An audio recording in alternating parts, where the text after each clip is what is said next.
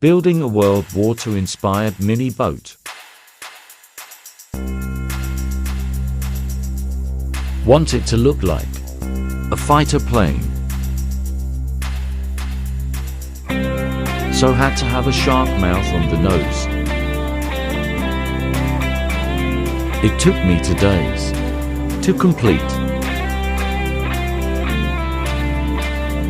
It gives the boat so much character. Was planning on just using a decal, but hand painting it gives a much better feel. Just like the pilots did during the war. Ladies and gentlemen, I present to you Flyboy.